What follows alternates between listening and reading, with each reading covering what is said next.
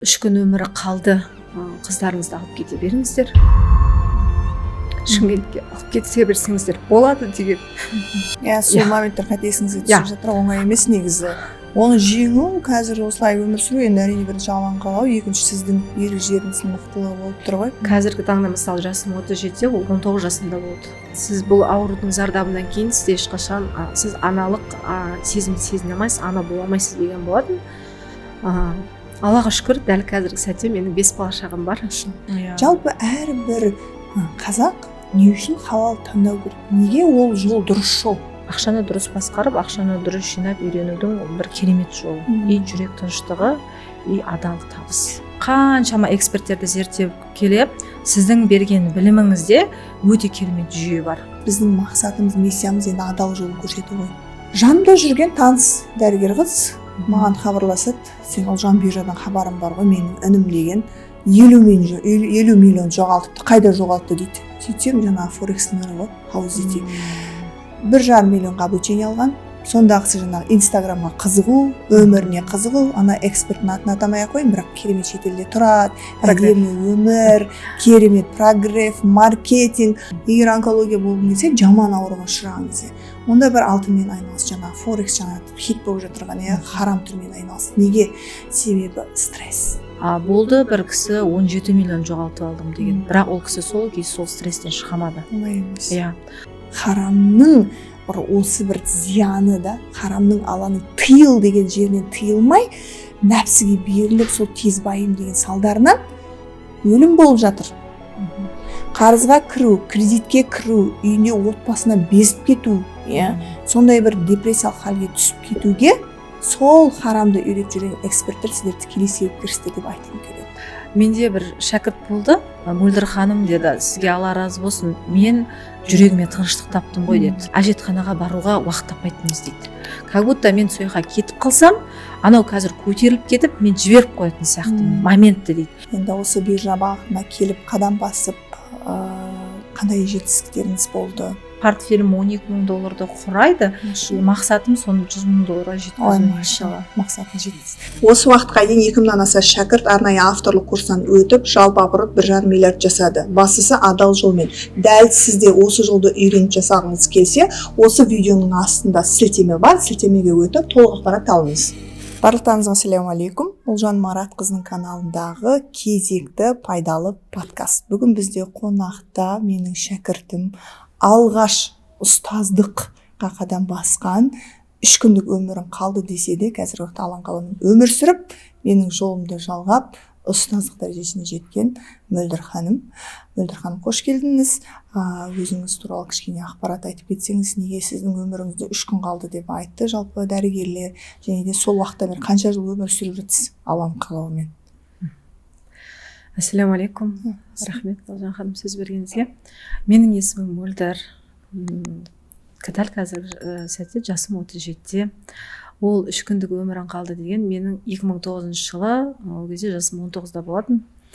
Мен негізі өзім білімге, сонда ізденіске өте құштар адам болатын. Мектепті алдым, бірге бітірдім, университетте де мақсаттарым өте көп болды. Сол салада келе жатып, мен жаңағы Америкаға оқуға түсем деп жүрген кезде, медициналық тексеруден өткен кезде менен жаман ауруды тапты. Өзімде шок болдым.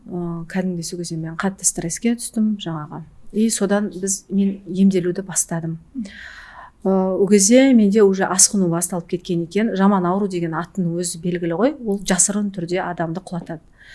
3-ші стадиясына өтіп кетті. И 40 килоға дейін азып кетіп, инвалидный коляскада отырдым. Жаңағы нервный срывтың себебінен мен сол жағым отказ берді. 3 күн өмірі қалды, қыздарыңызды алып кете беріңіздер. Шымкентке алып кете берсеңіздер болады деген не айтылды. Сол моменттер қатесіңізге түсіп жатыр, оңай емес негізі. Оны жеңу, қазір осылай өмір сүру, енді әрине бірінші алаң қалау, екінші сіздің ерік-жігеріңіздің мықтылығы болып тұр ғой.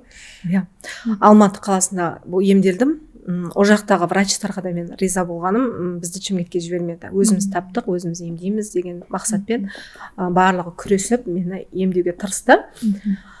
вот бұл жерде мен айтқым келіп отқаны, адам шешпейді, бұл жерде Аллаға ешқашан үмітті үзбеу керек. Қазіргі таңда мысалы жасым 37-де, ол 19 жасымда болды. Еще маған айтқан тұғын, сіз ешқашан жанұя құра алмайсыз. Өзі жас қыз болдыңыз ғой. Иә, жанұя құра алмайсыз. Сіз бұл аурудың зардабынан кейін сіз ешқашан сіз аналық сезімді сезіне алмайсыз, ана бола алмайсыз деген болатын. Аллаға шүкір, дәл қазіргі сәтте менің 5 бала-шағам бар. 2 қызым, 3 ұлым бар. Бәрінің дені сау, Аллаға мыңда бір шүкір. Алланың құдіреттілігі. Иә. Бұл жерде айтайын дегенім, ешқашан үміттеріңізді Алладан үзбеңіздер. Қандай сәтте, қандай қарыз, мысалы біз қазір биржа тақырыбында сөйлеп отырық, енді бұның не қатысы бар деп айтуы мүмкін. Бұл жерде айтайын дегенім, көптеген адамдар пәленбай қарызға кіріп кетіп жатады. Жаңағы бұл осымен өмір бітті деп жаңағы суицид жасап жататын моменттер болады. Еш нәрсе Алланың қалаусыз болмайды. Көп тәубеге келіп, Алладан дұға етіп, дұрыс әрекет етсе, әрқашанда адам жетістікке жете алады деп айтқым келіп отыр. Мөлдір ханым, Аллах жәрдемші болсын. Керемет. Алланың сіздің жаңағы историяңыздан мен өзім үнемі ой түйуге тырысам да, әрбір тарихтан Алланың құдіреттілігі, шексіздігі даже біз өлшемейтін моменттер көпті. Бұл жердегі айтылып жатқан кезде бізде кейде адамдар болмашы проблема, ақшаның жетіспеушілігі, қарызға бату, үйіндегі болмайтын бір кейкілжің проблемалар сіздің өткерген жолыңызда болмашы дөнеді. Өйткені әрбір адам, мен оны басын салған адам ғана түсінеді ғой, негізі сізде жаман ауру деп естудің өзі, ол асқыну бет алды былай тұрсын де, ол өте ауыр соққыды. Сіз сол соққыдан шыққан екенсіз, иншаллах Алла тағала ары қарай өміріңізді ғұмырлы етсін, берекелі етсін. Сол бір қиындықтардан өткеннен кейін мен ойлаймын, сізге ол басқа моменттер вообще қиын болмай қалған сияқты. Себебі сіз 2 айлықтан ба 3 айлықтан кейін ұстаздыққа өттіңіз. Ең алғашқы менің жолымды жалғап қуып келе жатырған осы халалдарға мен жеткіземін, насихаттаймын, бұл жерде береке бар, табыс бар, деп менің жолымнан ізімді жалғап келе жатқан сіз алғашқы ұстаздық еткен шәкірттердің ішіндегі сіз боласыз. Онда соған қалай батылдық келді дегенде менде ой болып жатыр да, бұл кісі оңай жолдан өтпеген екен, өзі адам болады бір іште мықты, сондай бір мықтылық бар сияқты. Қалай қадам бастыңыз жалпы? Мен 2018 жылдан бастап, мен өзім негізі мамандығым құқық және экономика негіздері. Мен сол мамандықты Қазақ ұлттық университеті Казгуда оқып шыққам. Альхамдулилля, жаңағы өз мамандығымды жақсы меңгердім деп айта аламын.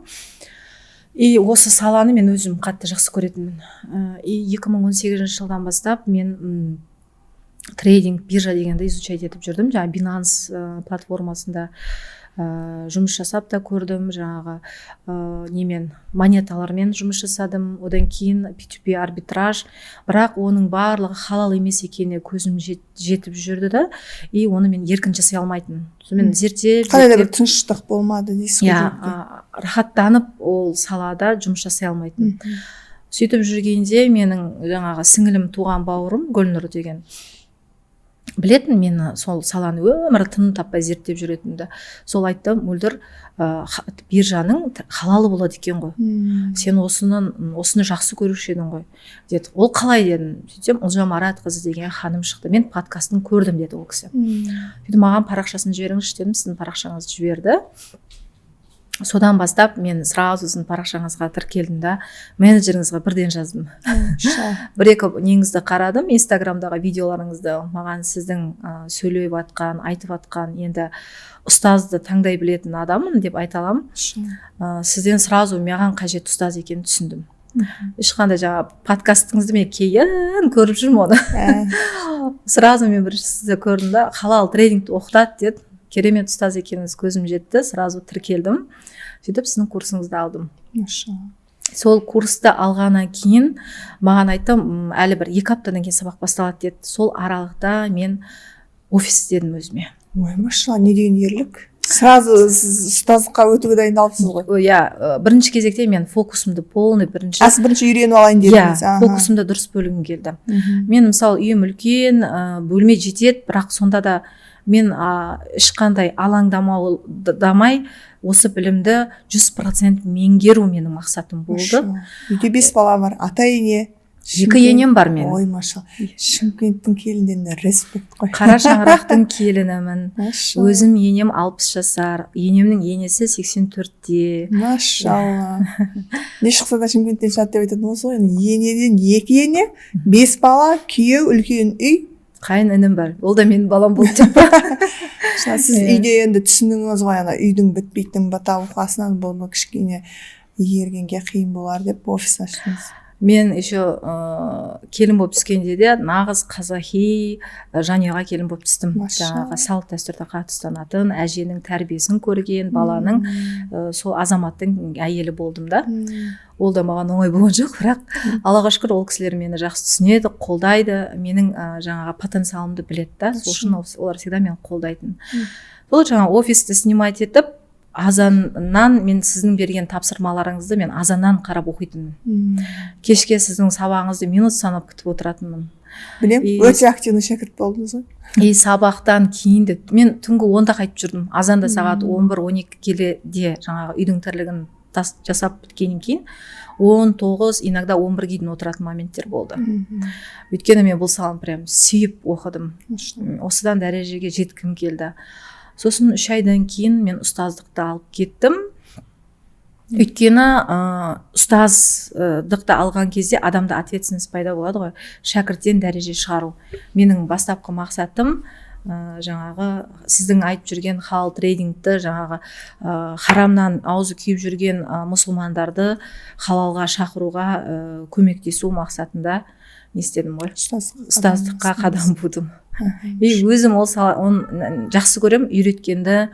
Университетте, мектеп кезінде сондай ортада солай сабақ түсіндіріп, үйрету менің жақсы көретін нем болатын.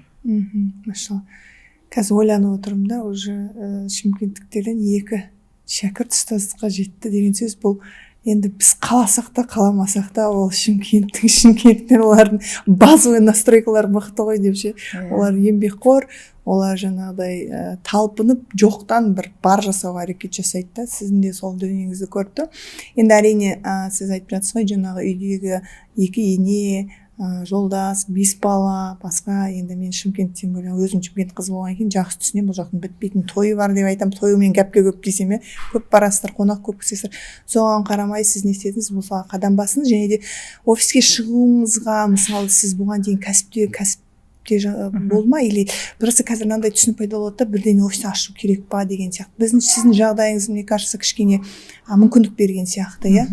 Солай болды. Мен мынандай ғой, мен бір іс бастасам, соны идеальный болған қалайтын адаммын да. Жаңағы магазин ашсам да, не ашсам да, мен әдемі, идеальный атмосфера өзіме солай создавать етіп жасаймын да, любой бизнесті, нені. Бұға дейін менде бірнеше бизнес болды. Мен сауда саласында жұмыс жасадым. Турция, Бишкек, Ташкент, әр мемлекетте болдым. Сол жақтардың саудасын зерттедім. Қытайдың 8 қаласында болдым. Жаңағы выставкаларда болдым. Именно осы салада жұмыс жасадым. Өзіміздің логистикамызды аштық, Қытайдан Қазақстанға жеткізу. Жаңағы мұсылманский киім сататын бірнеше магазиным болды. Қазір бәрін жинастырдыңыз ба? Бәрін жаптым, бәрін саттым. Қазір енді логистикамен күйеуім айналысады, үлкен форматта жұмыс жасайды ол. Ал мен өзім бүкіл фокусымды осы биржаға бөлдім. Енді бұл жерде менде мынандай сұрақ туындап тұр да. Бүкіл біршама бизнестің басында болған адам, біршама білімнің иесі, ол қаншалықты жаңағыдай ақымақ емес қой биржаға түгел кетуіне деген сияқты. Биржаның мүмкіндіктерін толық көре алдыңыз ғой сонда. Сізге ұнағанда, мысалы, сіз әрине қазір криптодан келіп тұрсыз ғой. Алғаш, мынадан бастайықшы, алғаш сіз биржаға қадам бастыңыз. Қалай бастыңыз, неден бастадыңыз, қандай қиындық болды? Және де сіз оны тоқтатпауға, тастамауға бір себеп бар ғой сізде. Ол биржаның мүмкіндігі болды ғой. Ал сол мүмкіндіктерге келіп соңында халық харамға тап болып, оны ажыратып, жаңағыдай менен білім алып жалғастырып жатсыз. Сонда алғашқы қадамыңыз қалай болды? Қандай қиындық болды? Енді қазір ойлауы мүмкін, Мөлдір ханым келіпті да биржаға. Бірден офис ашыпты да, күшті шейден кейін оқып кетті. Оның жолы бар ғой, оның несі бар, еңбегі бар да. Мен айтам ғой, үнемі жаңағыдай адамның жетістігін көргенмен артындағы еңбекті көре білу керек та. Адам бір жетістікке жетуді қалайтын шығар биржада, мысалы трейдингте, бірақ оның басқа жақтан тәжірибесі болуы, үнемі ізденісте болу, білім алуы ол өте маңызды да. Вот сол менің өзім жолдарым осылай өткен, сізде де соны көріп тұрмын қазір. Сіз алғаш қалай биржаға қадам бастыңыз? Мысалы, ең алғаш биржамен қалай таныстыңыз? Крипто болса да. 2018 жылы бізде ақша жинау проблема ғой, қазақтарда. Үлкен проблема сол. Мен ақшаны көбейту. Мен енді өзім осы қаржыгер болғаннан кейін, мамандығым осы болғаннан кейін, мен сол саланы жақсы көретінмін и соны зерттеп жүретін едім да. Инвестиция, енді инвестицияны зерттейсің, ол тоже процентный риба болғаннан кейін оны да істей алмайсың. Сөйтіп жүрген кезде енді жаңағы монетаны мен ойладым, бұл монета ғой, просто бұл ешқандай зияны жоқ нәрсе, бұл халал болатын шығар, бұл табыс деген сияқты ше. И оны да кейін оның да халал емес екенін түсіндім. Сөйтіп жүргенде P2P арбитраж, сен долларды арзаннан аласың, қымбаттан сатасың. Иә. Ол да ауадағы цифра болғаннан кейін, ол да бізге халал болмайтын көзім жеткеннен кейін оны да қойдым.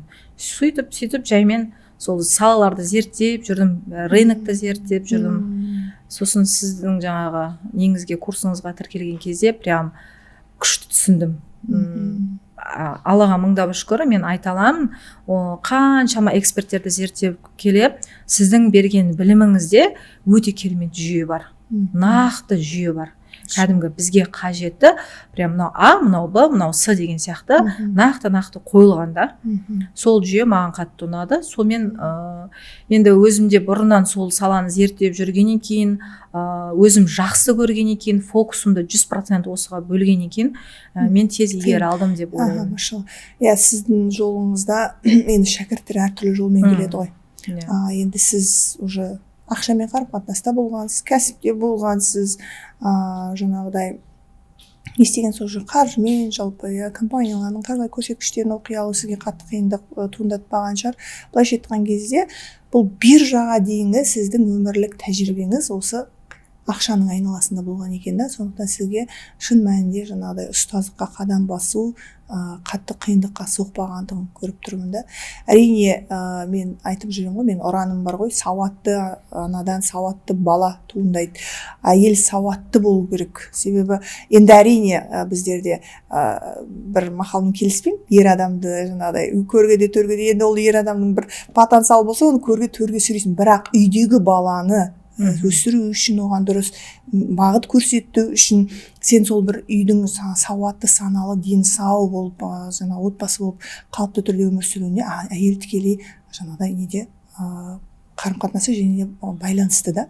Сонда мынау бір сауаттылықты, жалпы өмірге деген құштарлықты жаңағы бір қиындығыңыздан кейін алып келсеңіз, жалпы жастайыңыздан өзі қаржыға деген қарым-қатынас, дұрыс білім алу, білімді қалыптастыру, білімге инвестиция құю дегенді қалыптастырғанның нәтижесінен соңында биржаны алып кету сізге оңай болып тұр ғой. Сондықтан сіз қалай ойлайсыз қазір, мысалы бізде сіз енді бір қиын этаптардан өтіп келіп өмірдің құндылығын түсінесіз да, сіз құнын білесіз. Өкініштісі қазіргі біздің жастарда құн жоқ та. Бір өзінің 12 мүшесінің сау болғаны ол қалыпты өмір сияқты да. Ата-анасының барлығы ол қалыпты өмір сияқты да. Алдында асының қазір қиын заман емес қой, былайша айтқанда білім алам дегенге қиын заман емес. Өмір сүрем, жетістікке жетем дегенге бүкіл, біз кішкене СССР-ден кейінгі поколение, қазіргі поколениеде вообще қиындық жоқ. Сол бір жастарға қандай бір үндеу айтатын едіңіз, қандай бір өмірлік тәжірибеңізбен бөлісетін едіңіз? Өйткені маған мені қатты уайымдататын бір дүние бар.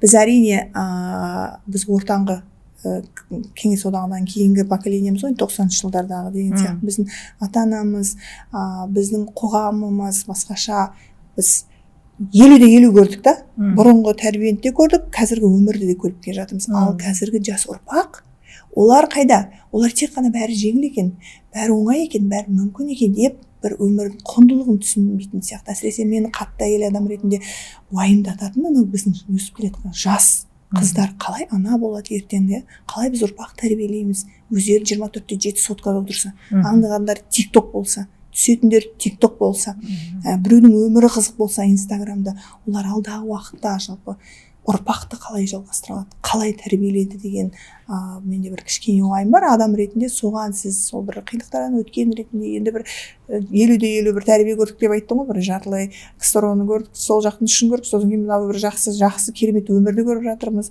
Сол жолда не үндеу айтатын едіңіз жастарға, жас қыздарға, енді бір ұлларға, енді ер адамдар жетіп жатыр ғой, біз қыздар тәрбиелейік. Иә.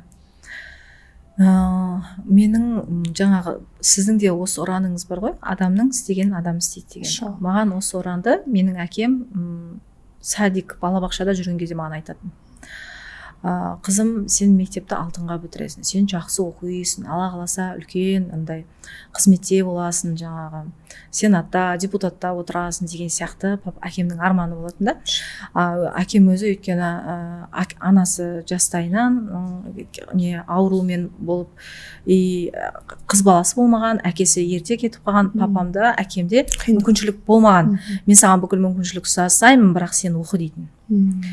Всегда айтатын, мына адам мына істі жасай алды ма? Мысалы, машинаны адам ойлап тапты, самолетті адам ойлап тапты, оны да адам айдап жатыр, иә? Адам істесе, сен де соны істей аласың. Сенде де ол адамда бар бас, ми, дене мүше сенде де бар ғой, қызым. Сол үшін сен ешқашан мен мына нәрсені істей алмаймын, мынау менің қолымнан келмейді деген нәрсені айтпа, сен тек қана әрекет ет дейтін еді да. Сол сөзді сізден де естідім ғой, бер жаққа келген кезде. Мен бұл жерде айтатыным, мен қазір де өзімнің қызыма, балаларыма айтам, телефонды мен шектеумен берем. Тек қана жаңағы мектепке барғанда, мектепке келгенде олар автоматически телефонды мен бөлмеме айнаның алдына қойып қояды. Айтам да, алдарыңа мақсат қойыңдар, сол мақсатқа қарай әрекет етіңдер. Оқыңдар, ізденіңдер.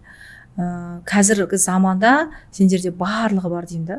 Не оқимын, не істеймін деймін. Шем жеймін. Ақша табам деген адамға шектеу жоқ негізі. Шектеу ол біздің миымызда. Сол үшін дұрыс әрекет, дұрыс бағыт болса, адамда ниет болса, мен мынаны істей алмаймын деген сөзді айтпау керек негізі. Мен істей аламын деу керек та, соған әрекет ету керек. Сонда ғана адам жетістікке жетеді деп ойлаймын. Менде ондай нәрсе болмайды. Мысалы, маған бір нәрсені оқу керек болса, мен ешқашан мен мынаны істей алмаймын деп айтпайды екенмін. Енді бұл жерде мен керемет, сіз енді балаларыңыз тәрбиелеп отырсыз, ертең ол бір үйдің анасы, ұлыңыз бір үйдің ер адам болады, өте жақсы. Бірақ бір өкініштісі мені уайымдататыны, енді біз 35 жас 40 айналасындағы адамдармыз ғой, енді осы жасқа келгенде өзі ойланады екенсің, бір ұрпақ қалай болады, ертең балалар не болады, оған дейін бізде қызық болған жоқ қой. Енді бізде ата-анамыздың тәрбиесімен өстік, тура жолда болдық, Алланың қалауымен дінге келдік деген сияқты. Бұл жерде айтқым келіп тұрған дүние, жақсы үйде ата-ана қадағалайды ғой, ал студент жас қыздаршы, біздің сіңілдерімізші, сол қыздарға айтқым келетіндігі, қазір жас өмірлерінде бір кезең сондай, барлығы бар. Тем более қазіргі уақытта не ішем, не жейм, не қандай жетістікке жетем, ол қатты маңызды емес. Маңыздысы, мен айтқым келетін еді, тура жолдан тайып кетпеу, Алласын тану. Адам, біз нәпсіге берілеміз ғой, біз жасауымыз мүмкін. Жаңағыдай, ешкім көріп тұрған жоқ қой, мен осылай өмір сүре берем, ертең басқаша өмір сүрем деген сияқты.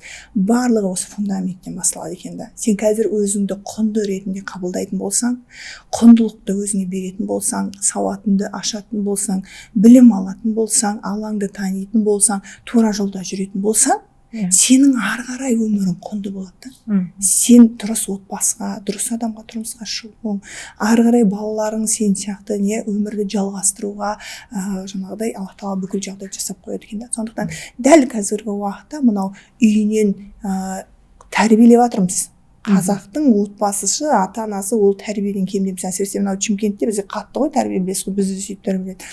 Ал енді басқа қалаға, басқа елге кеткен жас қыздарымыз, еркіндікті алғандар, осы жерде бір саналықты қосып, тура жолдан тайып кетпеуге әрекет жасап, барынша Алламен дұрыс қарым-қатынас саласын тануға, және де білімге, қазіргі ертең бір 30-ға келгенде әр нәрсе өз уақытысымен екен.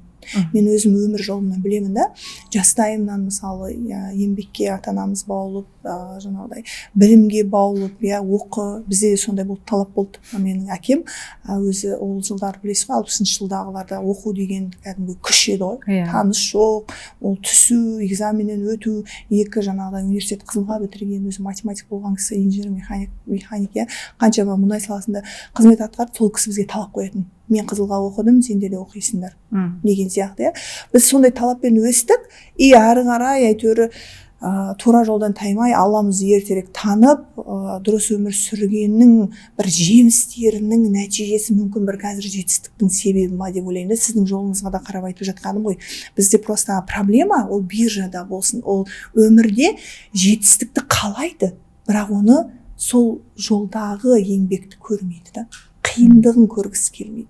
Осы бір подкаст пайдаланып, жас қыздарға айтқым келеді. Оқыңдар, білім алыңдар, тура жолдан таймаңдар, и просто Алламен дұрыс қарым-қатынаста болыңдар, өмірлеріңді болмашы нәрсе өткізбеңдер, ертең сол өмірдің жемісін көру үшін, сол бір жетістікке жету үшін. Жаңағы енді мен ауырдығым ғой. Сол кезде мен кәдімгі өлім білеміз ғой енді. Ол кезде де мен жаңағы дінге жаңадан келіп жүрген кезім, намаз бастап, орамалға жаймен келіп атқан кезім болатын. Өлім келетін сәтті күттім ғой, мысалы сол кезде. Өте ауыр. Сол кезде мен түсіндім, біздің әр минутымыз, әр сағатымыз өте қымбат екен. Уақыт өте қымбат нәрсе екен. Босқа өткізуге босқа өткізбеуге. Енді мен жаңа балаларыма да айтам ғой, иногда қатты айтам. Айтам да, сендер әр сәттеріңді дұрыс бағалаңдар. Уақыт деген ол өте қымбат дүние деймін да. Ол біреуде бар уақыт, біреуде жоқ деймін да. Сол үшін сен бұл өмірде сосын табыс тапсаң да халалынан тап. Жаңа мен осы жерде қосып кеткім келеді. Рассрочка, рет деген нәрсе бар ғой. Қазір әрбір адамға оңай доступны нәрсе болып қалды, жеңіл. Басына ауыртқысы келмейді, дайын тұрады рассрочкаға. Мен дүкенім болды, торговый центрда, жаңа мұсылманский киім сататын. Сол кезде менде рет рассрочка болмайтын. Көп клиенттерім келіп, неге сізде рет рассрочка жоқ дейді. Мен айтам, ол харам десем. Қалай харам? Бүкіл мұсылманский киімдер рет рассрочка сатып жатыр. Сіз особыйсыз ба не деген сияқты кейбір кезде үлкен кісілер ұрсып кететін моменттер де болатын еді. Бірақ мен сол нәрседен түйгенім, менің бізге шайтан ой тастайды, сол моментте мөлдір аша тастай, сенің нең кетеді, сен ол жерде процентті сен қосып атқан жоқсың ғой деген сияқты. Сол жерде нәпсімді тия білдім, рет рассрочканы қоспадым, табыстың несін, берекесін түсіндім. Бұл биржада да сол да, кейбір қыздар дейтрейдингке өтіп кетіп жатады, скальпингке қызығып жатады. Маржаға, левериджге, суингтің сабырын күткілері келмейді. Оның ризығын түсіну керек. Мысалы, сол кезде менің дүкенімде мен 5 киім сатсам да, қасымдағы дүкендегі магазиндегілер 20 киімді рет рассрочкаға сатқанмен мен өмір еститін, мен қарызбын, менің қарыздан шаршадым деп отырады, жыланып. Ал Аллаға шүкір, мен 1000 теңге тапсам да, оның берекесі өте құнды екенін мен сол кезде түсіндім. Береке деген нәрсе, бізді тыйған нәрседен біз тыйылсақ, вот Алла соған бізге береке беріп, сол 1000 теңгенің өзі бір таусылмайтын ақша ұқсап тұратын еді. Соны айтайын дегенім, бұл биржада сіздер халал жолына келсеңіздер, харамнан өздеріңізді тиесеңіздер, сіз бір күнде дейтрейдингте мақұл $1000 бір күнде табатын шығарсыз, $2000 бір күнде табатын шығарсыз, бірақ оның берекесі болмайды, біріншіден. Екіншіден, оның ертең ақыретте сұрауы өте ауыр болады. Машалла, халалда береке бар, халалда жүрек тыныштығы бар деп айтып жатамыз ғой. Ол шын мәнде. Мен өзімде дейтрейдингпен, алтынмен кезінде білмеген кезде жаңағыдай маржа, леверидж қолдану бәрін жасап көрдік қой. Таптым, бір күнде $1000, $500 табасын, бірақ шын мәнде береке жоқ, бір сосын жүректе тыныштық кетеді екен. Өйткені біз қаншама нәпсіге берілгенмен, біз біліп тұрып жасап, ешкім көрмеді ғой деп жасағанмен, жүрек Алланікі ғой, жүрек тыныш таппайды. Жүрегі тыныш емес адам, ол өмірде бақытты емес адамды. Машалла. И тағы бір айтқым келетіндігі, мен енді психолог маман ретінде де айтам, жалпы алтынның нарығынан тәжірибесі бар адам ретінде де айтам ғой. Егер сендер онкология болғыларың келсе, қарызға батқыларың келсе, стресске түскілерің келсе, онда сол нарықпен айналысыңдар. Өйткені дәл қазір уақытта Қазақстандағы статистика өте қорқынышты. Осынау трейдинг деп біздің жаңағы биржа әлемі жалпы осы форекс нарығы арқылы мынау CFD брокерлер арқылы танылып жатыр ғой.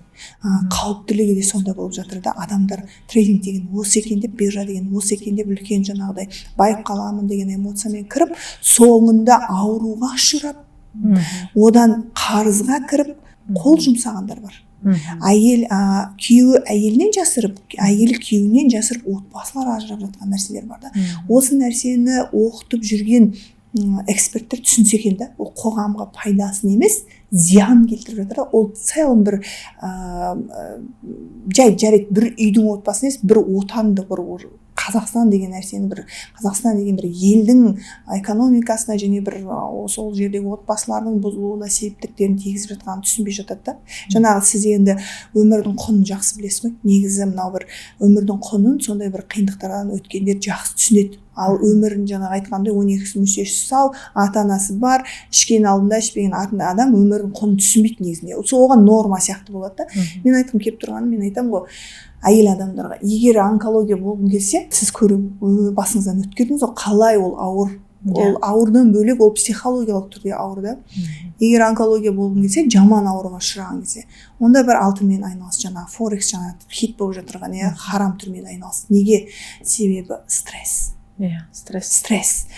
Күйзеліс. Ал күйзеліс ол әйел адамға мүлдем болмайды.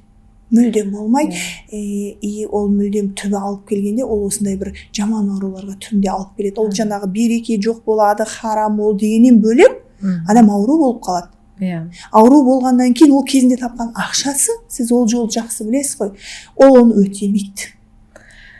Сол жағынан да бір сол этаптан өткен адам ретінде айтайыншы, мен просто сол нәрсені жасап көрген және де медицинадан білімі бар адам ретінде айтып жатырмын. Ал сіз соны ойыңыздан өткердіңіз ғой. Денсаулықтың құнын қазір түсінбейтін болса, қазір сол хараммен жасай беретін болса, түбі ол қайтып келмеу мүмкін. Жақсы, сіз онымен күрестіңіз. Ал қанша адам күресе алмай қалып жатыр ғой. Менде бір шәкірт болды, бір емес, бірнеше шәкірт болды. Енді соның ішінде бір жас үлкен ханым болды. Сол кісі айтты, мен осы алтынмен істедім деді. Алтын деген қазір форекс хит болып жатқан, how USDT. How USDT. Сонымен істедім деді. Мөлдір ханым деді, сізге Алла разы болсын, мен жүрегіме тыныштық таптым ғой деді. Мына халал трейдингте деді, жүрегіме тыныштық таптым. Біз оны жасап жүрген кезде, былай айтқанда, әжетханаға баруға уақыт таппайтынбыз дейді. Как будто мен сол жаққа кетіп қалсам, анау қазір көтеріліп кетіп, мен жіберіп қоятын сияқты моментті дейді. Или менің ақшам жоқ болып кететін сияқты дейді. Сондай страхта өмір сүріппіз. Кәдімгі бір коробкаға бізді қамап қойғандай өмір сүріппіз. Деп ол кісінің жазған жаңағы шынайы отзывы да бар менде парақшамда. Енді ол өзінің шынайы айтқан жаңағы несі болатын да, өзінің басынан кешірген адам ғой енді. Қанша уақыт айналысыпты? Ол жағын сұрамадым. Уақытылы қойған екен. Бірақ көп ақша жоғалтпадым деді. Мен көп ақша жоғалтпадым, дер кезінде тоқтаттым деді. Болды бір кісі 17 миллион жоғалтып алдым деген. Бірақ ол кісі сол стресстен шығамады. Ол кісі стресстен шығамады, сабаққа фокусын бөле алмады. Бірақ қызығып келді. Одан кейін ол кісіден бірақ хабар алмадым. Бізде де бір недавно ғана бір оқиғаны естідім. Жанымда жүрген таныс дәрігер қыз маған хабарласады, сен Олжан биржадан хабарым бар ғой, менің інім деген 50 миллион жоғалтыпты, қайда жоғалтты дейді. Мен айтам, қайда жоғалтыпты, немен айналысты, давай сұрайық. Обычно бізде шынайы биржамен айналысуда 50 миллион деген нәрсе жоғалту ол мүмкін емес қой. Қалай жоғалтты көрейік. Сөйтсем, жаңағы форекс нарығы ғой, обучение 1,5 миллионға оқыған. Бізде өте көп сондай шәкірттер. Форекс оқып келеді, дей трейдинг оқып келеді. Біздің Қазақстандағы мен деп жүрген эксперттердің шәкірттерін қайта тәрбиелеуде мысалы қалауымен ең дұрыс жол осы халал жол екенін түсініп кетіп жатыр да. Сонда айтады, қалай жоғалтты деймін ғой. 1,5 миллионға обучение алған. Сондағысы жаңағы инстаграмға қызығу, өміріне қызығу, ана эксперттің атын атамай ақ қояйын, бірақ керемет шетелде тұрады, әдемі өмір, керемет прогресс, маркетинг. Содан сол обучение алып барады, ақшасы болған болып тұр ғой, или кредитке алып салған, мен ол жағын сұрамадым. Содан алып не істейді? Жасап бастайды ғой. Ол жерде көрсетілгені кәдімгі казино көрсетілген ғой. Ставка сияқты қоя берген, ол жерде лудоманның психологиясы бар ғой, сол дәл сол нарықтарда біз жаңа харам деп жүргенмен, ол тек қана мұсылмандарға арналған бір, ол харамнан тыйылатындар ғана емес, ол бүкіл адамзатқа, бүкіл адамға зиянды да ол. Иә. Сонда қоя берген өзін 50 миллион жоғалтқан білмей қалған ғой соңында. Енді маған айтып жатыр да, анау адамдар қалай өзін кінәлеп жеп баратыр дейді. Қалғандардың бәрін жасап жатыр. Мен өзім жоғалттым, өзім кінәлім. Мен айтып жатырмын да, өйткені тек қана нәтижелер салынады ол жерде. Оның артындағы 99 минуспен қайғы өз-өзіне қол жұмсап асыл бөліп қалу деген статистика айтылмайды, өкініштісі. Түсіндіңіз бе? И сондағысы ана өзін жеп барады. Сосын мен айтып жатырмын да, психологиялық поддержка болсын деп. Оның дым кінәсі жоқ. Ол просто казиноға кірді, енді содан жоғалды, енді ұмытсын. Ол келмейді. Осындай статистикалар, осындай жаңа көрсеткіштер, осына кері байланысты әрекет шексіз келеді. Бұл жердегі айтқым келетіні, біздің Қазақстандағы жақсы биржаны үйретіп жүрген шығарсыздар, жақсы өзіңіз табыс тауып жүрген шығарсыз, жақсы шәкірттер нәтижесі бар шығар. Бірақ соның артында 99 адам қайғы қасіретте. Харамның осы бір зияны да, харамның Алланың тыйыл деген жерінен тыйылмай, нәпсіге беріліп, сол тез байым деген салдарынан өлім болып жатыр. Қарызға кіру, кредитке кіру, үйіне отбасына безіп кету, сондай бір депрессиялық халге түсіп кетуге сол харамды үйретіп жүрген эксперттер сіздерді тікелей себеп кірісті деп айтқым келеді. Жалпы біз халал, харам деп бөлген кезде, сізде өзіңіз енді діннен хабарыңыз бар, дінді практикалап жүрген мұсылмансыз ғой. Сонда көп адамдар түсінбейтіні бір өкініштісі, сол намазхандарға керек қой сол. Өздері жасай берсінші. Будто бізде мынандай сияқты да, Қазақстанда әлем екі ортада перде былай қарай. Сол намаз оқитындарға арналған, солар ғана стана берсін, біз мына жақта әдемі өмір сүреміз. Ал жалпы біз қазақпыз ғой. Біздің ата бабамыз кім болған? Таза мұсылман болған, дінді ұстанған, дұрыс өмір сүру, дұрыс жол. Біз айтамыз, ата бабамыздың жолымен өмір сүреміз. Міне ол мұсылмандық жол. Сол жолда харамнан тыйылған, ешкімнің ақысына кірмеген, алдамаған, дұрыс өмір сүрген, сол ата бабаның біз ұрпақтарымызды, біз неге сол жолды ұстанбаймыз? Әрбір қазақ харамнан тыйылды ма, тыйылу керек. Ол бәріне қатысты. Осы жерде сіз мысалы тәжірибеңізде болды ма, немесе шәкірттеріңіздің арасында болды ма, мынау дінде емес адамдарда көзқарас жалпы қалай, олар жетістігі, мысалы бізде болады, мысалы мен ойладым тек қана мұсылмандар ғана тыйылу керек екен, оказывается бізге де керек екен ғой, өйткені оның артында зиянды нәрсе көп екен ғой деген сияқты. Тәжірибеде қаншалықты болды сізде? Менде шәкірттер болды, бірақ мұсылманбыз дейді ғой енді. Жоқ, енді біз дінді толық ұстанбай жүрген қарапайым қазақпыз дейді ғой енді олар. Осы жолға келгім келіп жүреді. Негізі әрбір мұсылманның жүрегінде иманның дәні бар ғой. Әр қазақтың жүрегінде олар соны тартып тұрады ғой. Жаңағы намаз оқымаса да, орамал тақпаса да, бірақ халал табыс тапқысы келетіндер өте көп екен. Шәкірттерім арасында бар. Қазір маған офлайн жеке оқытуға да келіп жүрген шәкіртім намаз оқымайды, бірақ осы дінді зерттеп, осы жаңа намазға келгісі келіп жүрген и халал табыста тыныштық бар екенін біледі да. Ондай шәкірттер көп. Сіз жалпы не айтар едіңіз? Өзіңіз енді ұстаздық қолға алып келе жатырсыз, өзіңіз шәкірт болдыңыз, енді бірден дінге келген жоқса, дінде де болмадыңыз.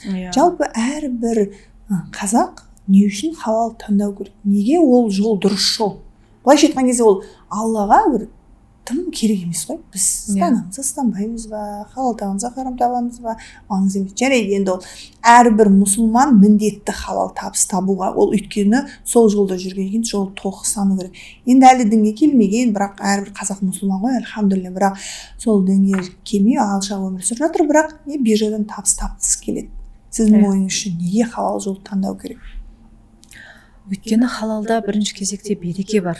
Екінші кезекте тапқан табысыңмен сен жанұяңды тамақтандырасың.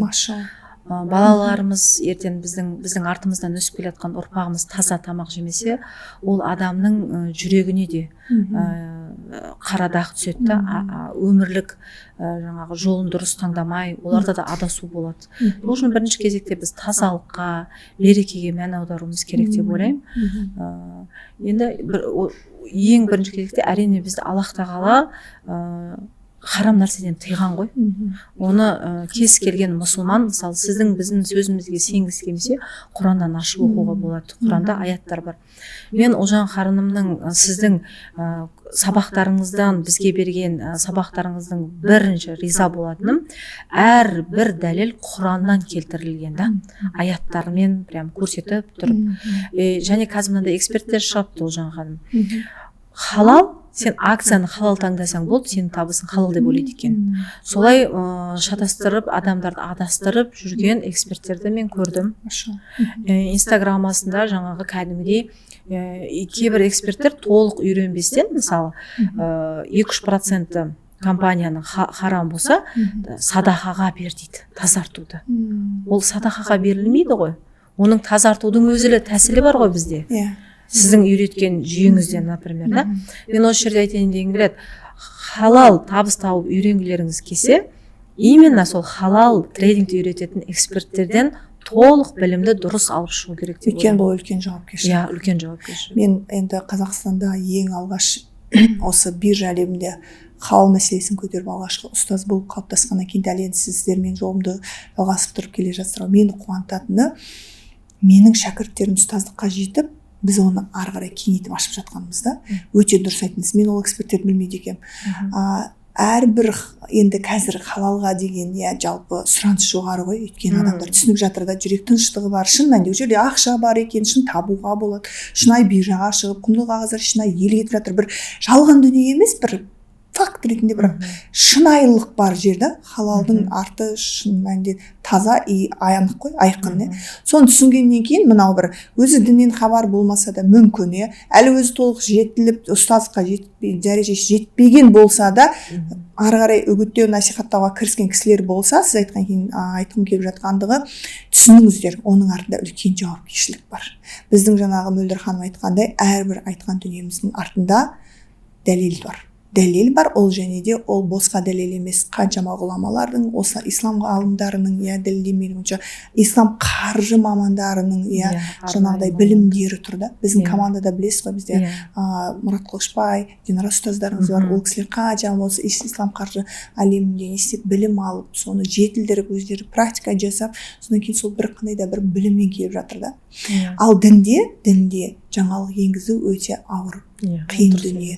Сондықтан бір жерден екі ақпаратты алдым, примерно айта салсам екен дүние болмайды.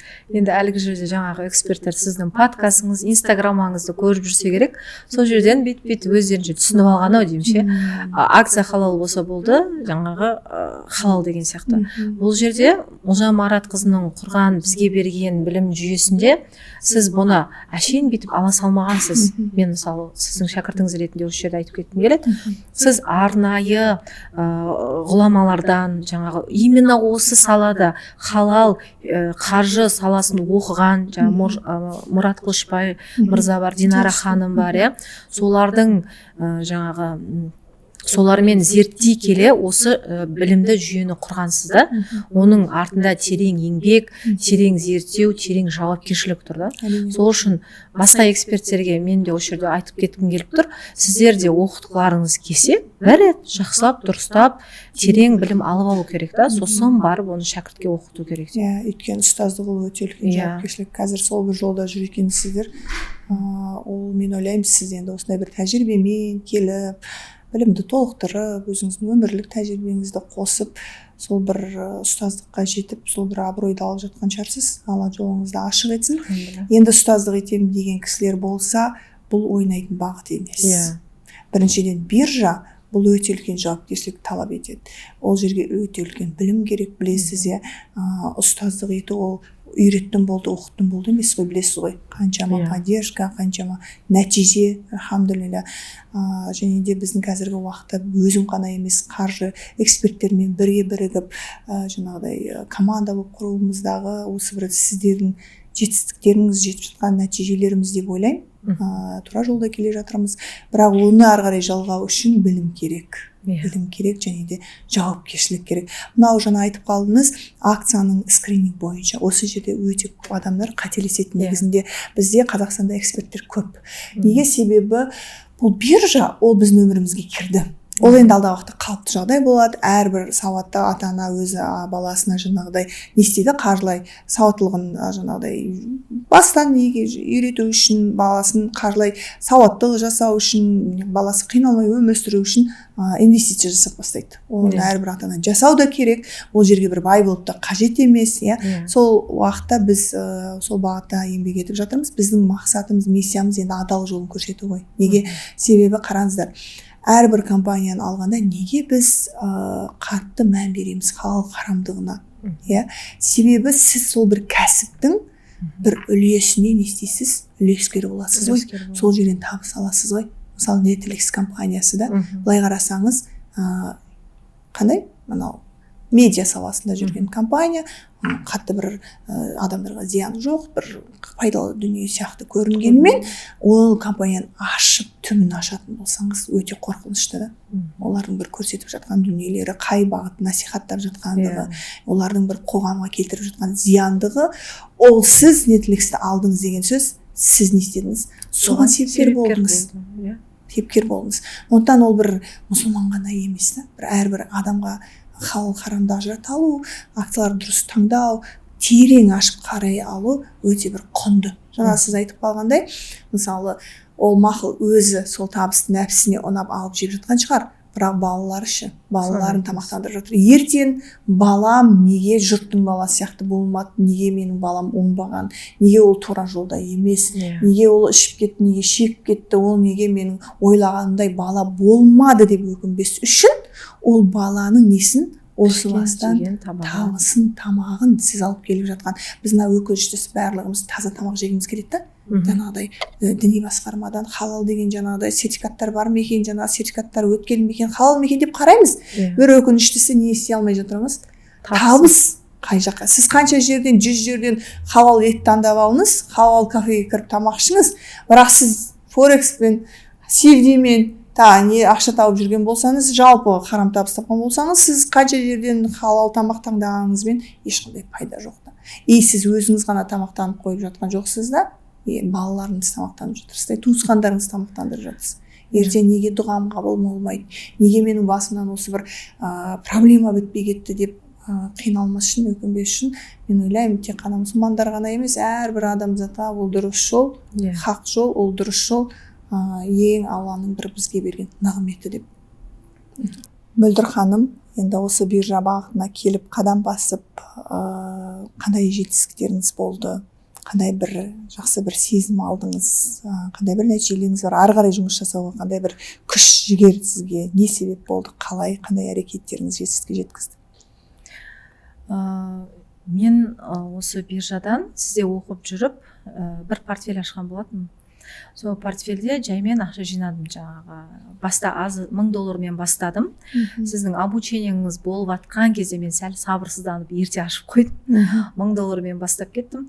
Сол кезде эход, компаниялар көреді ғой, өзі не болып жатыр еді ғой, биткоин ұшып жатқан, жоғары көтеріліп жатқан моментте біз сол жақсы компаниялардан жақсы нелер ұстадым, жаңағы табыстар.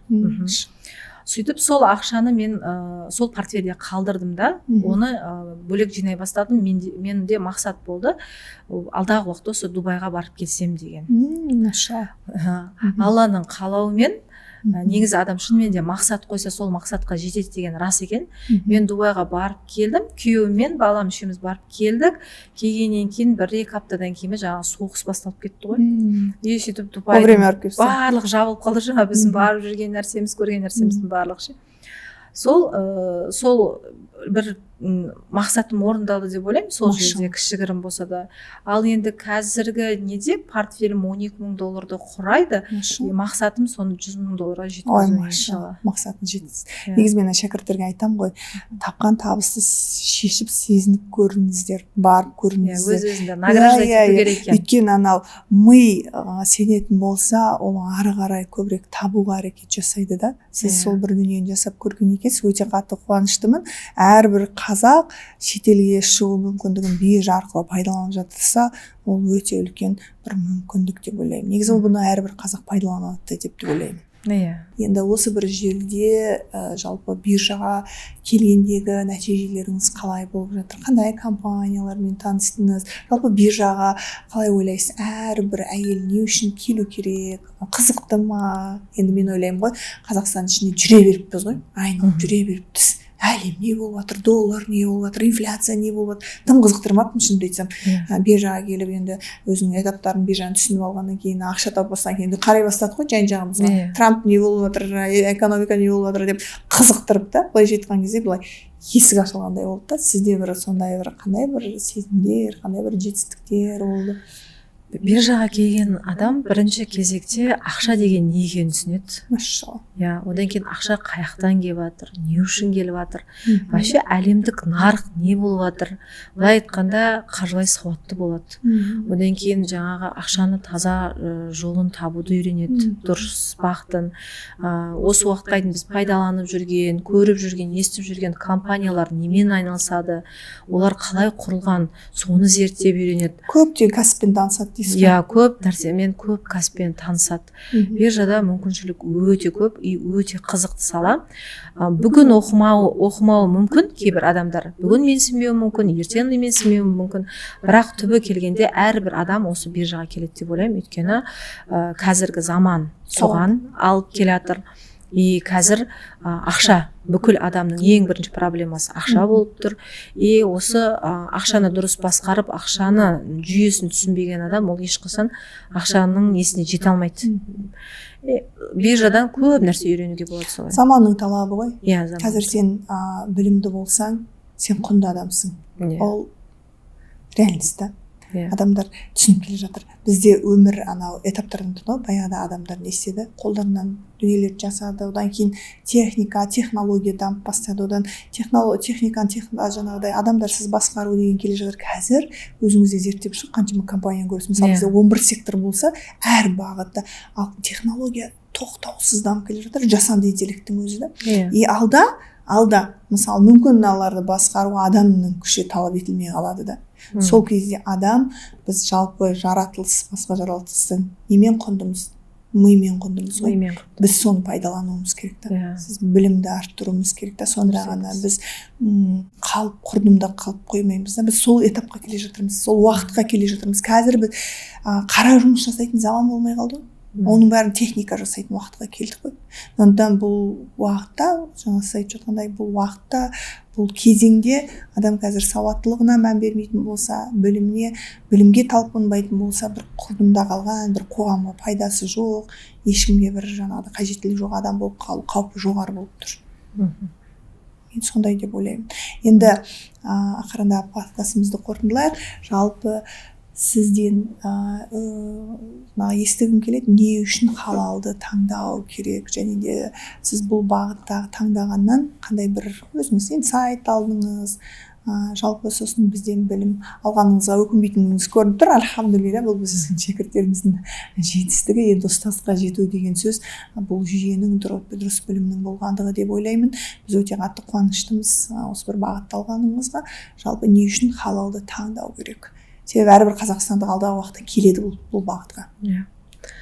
Енді бұл халал биржаны, именно неге биржаның ішінде халал таңдауымыз керек деген сұраққа жауап беретін болсам, енді мен айтпаймын, барлықтарың жұмыс жасамай биржаға кіріп кетіңдер деп айтпаймын, әрине.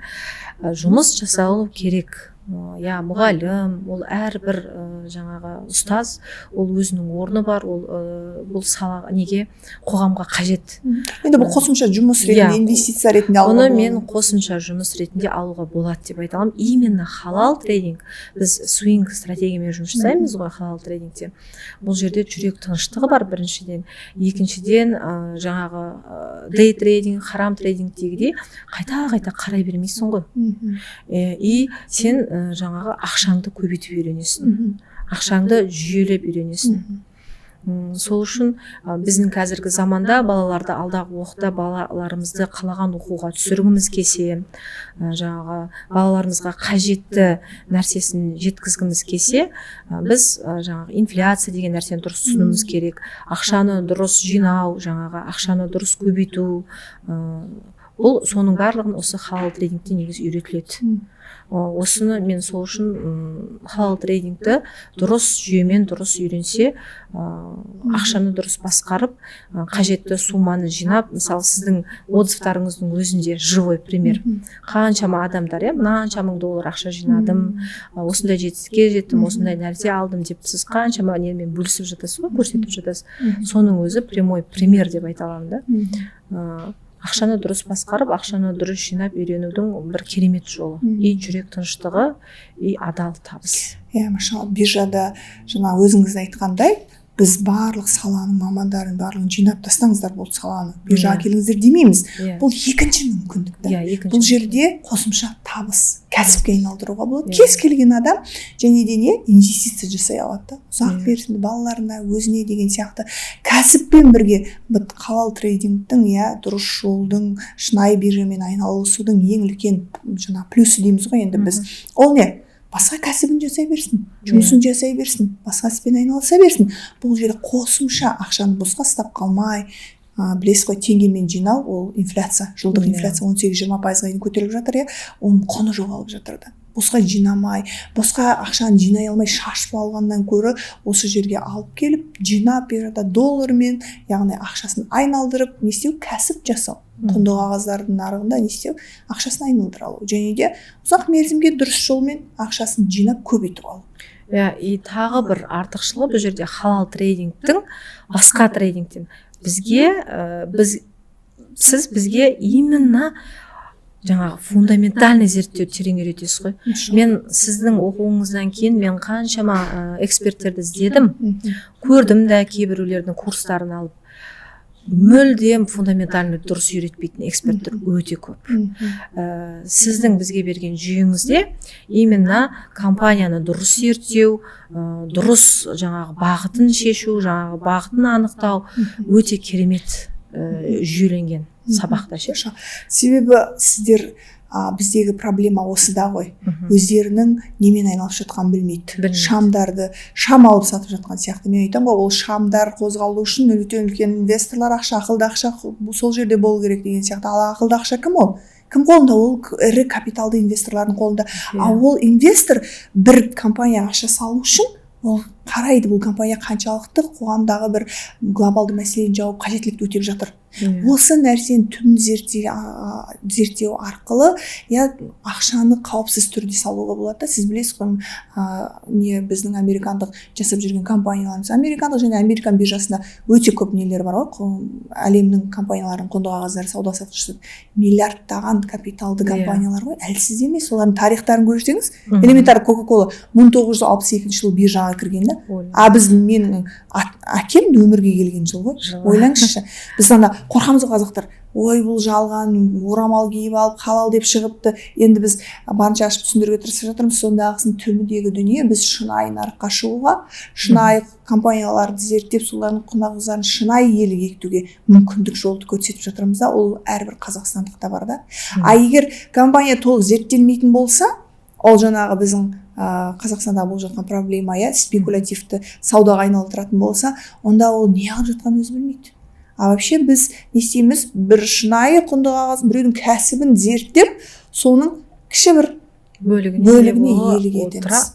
Адал табыс табамыз. Машалла, әрбір Қазақстанда осы мүмкіндік бар, және де оның ең дұрыс жолы адал жол. Шынайы түрде. Ол қауіпсіз жол. Себебі шынайы құнды қағаздар нарығында сіздер не істейсіздер, сол компанияны зерттеп, шынайы түрде солардың кәсібінің бір бөлшегін иелік етесіздер. Ал біздің салып жатырған компанияларымыз олар әлсіз компания емес, тарихы тереңде, нарыққа орныққан. Ал Америка қор биржасы ол 230 жыл тарихы бар қор биржа. Өте керемет. Мөлдір ханым, подкастқа келгеніңізге Алла разы болсын. Осы бір менің жолымды ары қарай жалғап, шәкірттердің арасынан ең алғашқы болып ұстаздыққа қадам басқан екенсіз. Алла тағала осы бір жолда береке берсін, жолыңызды ашық етсін. Жаңағы айтқандай мені өте қатты қуантатын жайт, менің шәкірттерімнің ұстаздыққа жетіп жатқандығы не үшін? Себебі жаңағыдай сіз айтқандай жанама түрде жарты жолдан әр жерден бір ақпараттарды алып примерно айтып жүру, ол өте қатетірлік. Себебі әсіресе дінге қатысты нәрселерді дәлелсіз, фактсыз айту, бір ғұламалардың пәтуаларымен келтірмеу, ол сауатсыздық. Ал сіздерден қорықпаймын, өйткені мен дұрыс жолды көрсеттім деген ойдамын, ниеттемін. Енді сол бір жолды жалғап, ары қарай сіздің де жетістікке жетуіңізге тілектеспін. Сіздер мені қалай ұстаз деп құрметтесеңіздер, сіздердің шәкірттеріңіз де жетістікке жетіп, сіздерді ұстаз деп құрметтеп, көтеріп қолпаштай берсін. Мен ойлаймын, сіздерді ұстаздыққа жеткізу мен өзіме деген өте үлкен инвестиция. Біз өйткені Қазақстандағы өте үлкен миссияны алып келе жатырмыз. Себебі биржа бұл енді тоқтамайды. Алдағы уақытта әрбір қазақстандық айналысатын болады. Ал біз сол бір әрбір қазақтың бір харамға ұрылып қалып, харамнан бөлек бір қиындыққа ұрылып қалмай, дұрыс жолымен айналысуына септігімізді тигізіп жатырмыз. Соның ішіне сіздер қосылып жатыр екенсіздер. Нұр үстіне нұр болып жатыр. Бұл өте қатты қуаныштымын. Тек қана сізге сәттілік, Алла тағала бір сол бір ниетіңізге, сол бір өмірде өткен қиындықтарыңызға қарай тек қана жеңілдігімен, жақсы бір жемісімен берсін деген шын бір ұстаздық тілегім бар сізге. Амин. Рахмет, сізге де Алла разы болсын. Осы мұсылмандарға, дінге өте үлкен пайдаңызды тигізіп отырсыз, себепкер болып отырсыз. Алланың қалауымен, әрине, иншаллах. Альхамдулилля.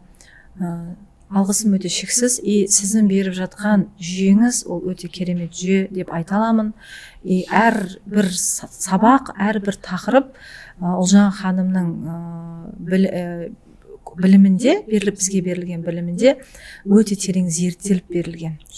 Соған мен алғысымды айтқым келеді. Сіз де дами беріңіз, біз де сізді ұстазымыз деп мақтан тұтып, сіздің шәкіртіміз деп мақтанып, сол мәртебемен шәкіртті Алла қаласа абыроймен тәрбиелеп, оқытып, жетістікке жетуіне себепкер бола берейік. Құрметті оқырмандар, біз сіздермен кезекті пайдалы подкастымызды тамамдап жатырмыз. Бұл подкасттан түйген ойларыңыз менің ойымша әрбір адам Алланың қалауымен қандай қиындық болса да жетістікке жете алады. Мөлдір ханым өзінің жетістіктері мен ұстаздық жолын бөлісті.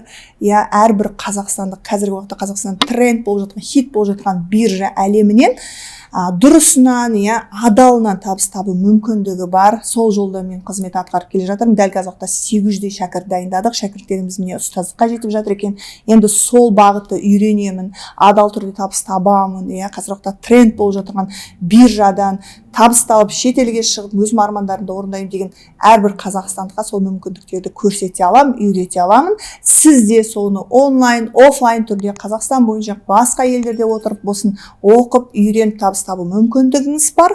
Ол туралы толық ақпарат алу үшін осы видеоның астына сілтеме тұр. Соған өте қойсаңыз, біздің білімдер туралы толық ақпарат аласыз. Бастысы дұрыс білім және де адал табысты біз сол жолды көрсететін боламыз. Келесі пайдалы подкасттарда жолыққанша аман сау болыңыздар. Ассаламу алейкум.